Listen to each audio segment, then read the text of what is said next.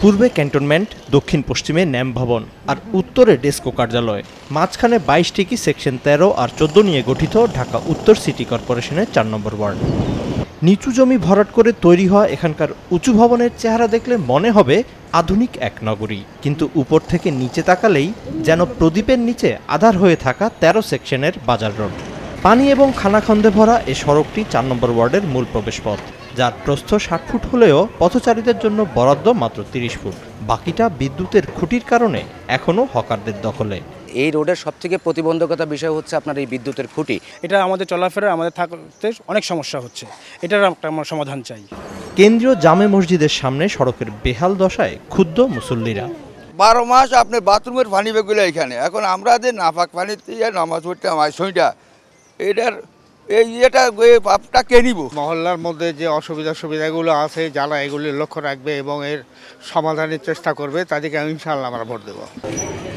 হাজী আলী হোসেন উচ্চ বিদ্যালয়ে 600 শিক্ষার্থীর এই বিদ্যাপীঠটি এখানকার নিম্ন ও নিম্ন মধ্যবিত্তদের একমাত্র ভরসা। অথচ বিদ্যালয়ের মূল ফটকের সামনেই সুয়ারেজ লাইন দিয়ে বেরোচ্ছে পয়বর্জ্য।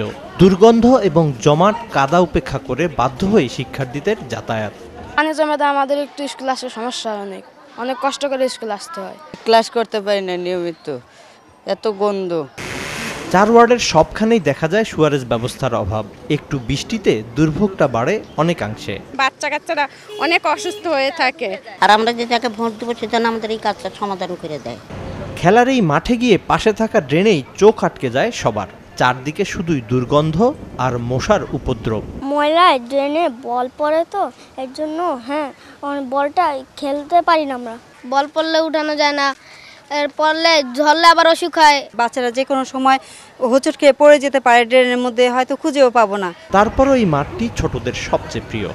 অপরিকল্পিত ড্রেনেজ ব্যবস্থার কারণে 4 নম্বর ওয়ার্ডের একমাত্র বিনোদন তীর্থ এই খেলার মাঠটি আজ অনেকটাই ব্যবহার অনুপযোগী।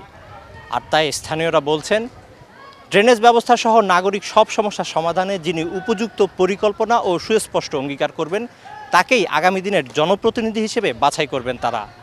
মিজান আহমেদ, এসএ টিভি, 4 নম্বর ওয়ার্ড, মিরপুর, ঢাকা।